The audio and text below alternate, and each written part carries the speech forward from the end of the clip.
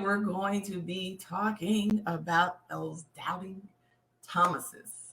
We're going to talk about, last week we talked about one of those head injuries, that can occur when we are not wearing the helmet of salvation, right? And so this month has just been about, let's look at these mindset shifts that need to occur, and because they are blocking us from building successful kingdom businesses.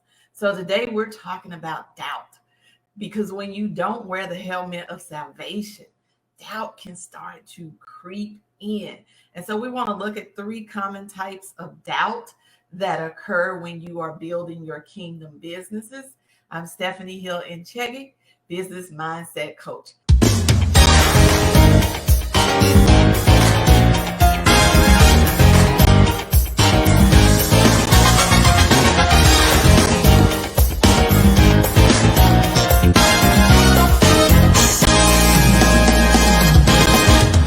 Let's talk about those doubts that we sometimes have when we're in building our kingdom businesses. So I want you to first begin by thinking about, how does doubt show up in your own life and business? Because what happens typically is there is a thought that starts to occur. It's a negative thought, and it's typically rooted in an experience that may have been painful or hurtful. So that thought starts to come in as a seed, and then it starts to grow. And then what you see is, as a result, is a manifestation of some sort in your business. It actually starts to yield fruit. And the fruit that we don't want to have occur is a tree full of doubting fruit, a tree full of um, fruit that is not worthy or wholesome or edible, because it is steeped, it is rooted in doubt. So, what do I mean by that? I mean, it's not edible, because when you are now trying to build your business, you start to second guess yourself. That's not edible. When you're building your business, you are now questioning and doubting your abilities. And that's actually our first most common type of doubt that's seen in when building a business. We begin to start doubting our abilities, and we're doubting our abilities because of past events, past experiences. A lot of times we're doubting our abilities because we are equating our ability and our worth with the financial gain. Have you ever done that? You're saying, I must not be a capable coach because the clients are not in yet. You're saying, I must not be good at this because you haven't hit those 10,000 plus months yet. And it causes you to start doubting your abilities, regardless of the fact that you have the solutions for how to lose weight and keep it off, regardless of the fact that you have the solutions for how to communicate effectively in your marriage, regardless of the fact that you have helped others for free. A lot of times you've gotten results because you've been giving these solutions to others for free, but you doubt your abilities. And sometimes you're still even doubting your abilities when you have gone to school and you have trained for this. This is not only your gifting, your talent, this is your professional skill set, but you find yourself doubting your abilities. Now, here is what I want to tell you, how we can start to have solutions to help us to stop doubting our abilities. We're going to talk about some solutions that will help us to stop doubting our abilities. And we're going to pull it out of the Word of God, because y'all know we do biblical business principles, right? So I want you to look at and meditate on Luke 1 and 45. Blessed is she who has believed that the Lord would fulfill his promises to her. This passage here is a lot to unpack, but I want us to look at the word believed, because it is our beliefs that help us to start overcoming those doubts, including our doubts of our own abilities. And so what we're going to do to start believing is we're going to begin by rehearsing what God has done. I've been reading over in Exodus, and I've been reading as Moses is getting ready to lead the children of Israel out of Egypt.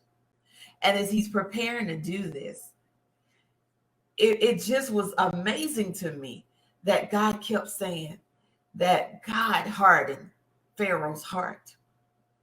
And I kept thinking, well, God, why do you keep hardening Pharaoh's heart?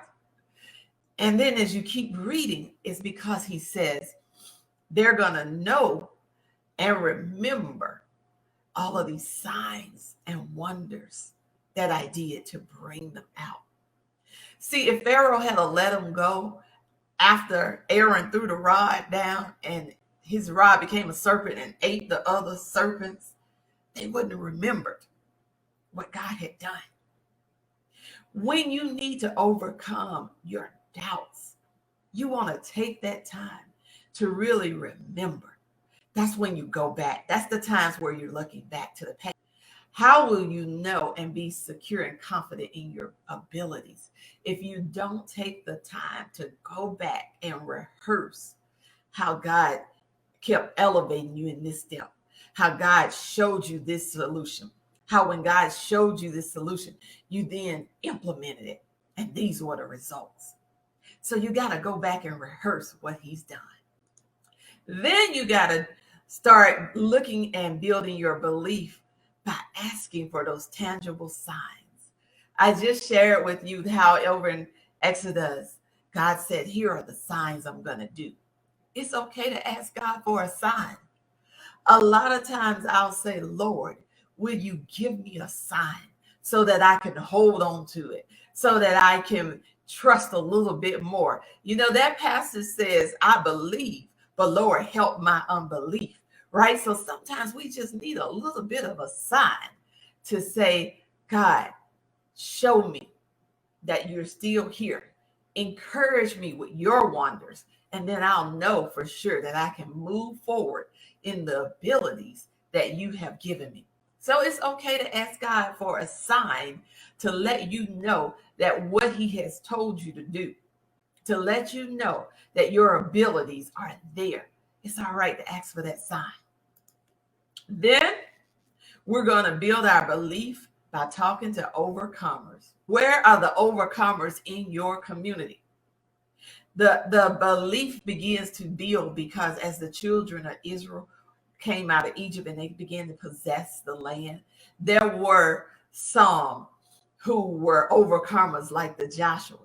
Joshua actually had interaction and communication with Moses, so he could share the stories. He could glean from Moses, from talking to Moses. You need to have some people in your tribe that are overcomers. How much more excited do you think Joshua was when he was able to say, okay, we're going to walk around these walls of Jericho, because he had already had some conversations with Moses leading the people across the Red Sea.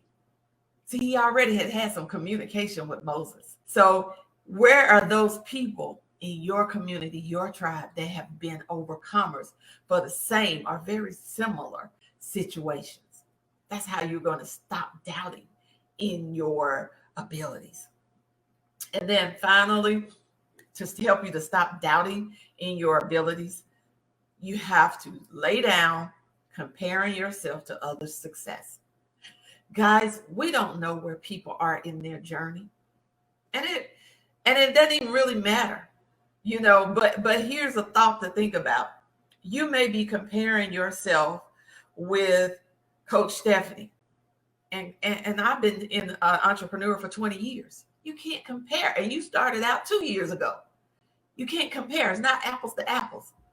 But even if it was both of us 2 years, and one of us is you're doing more financially, I can't compare that because my call and my journey that God has is different. So I have to be secure in the path that God is taking me through, because there are other things that He wants me to pick up. And just because it may take me longer, right? It may take me a little longer to actually start getting into my pace. But once I get in my pace, my endurance may be high. So I cannot compare myself to others' success. I may find out that I'm a marathon runner, right? I'm not a hurdle jumper. So our call is completely different.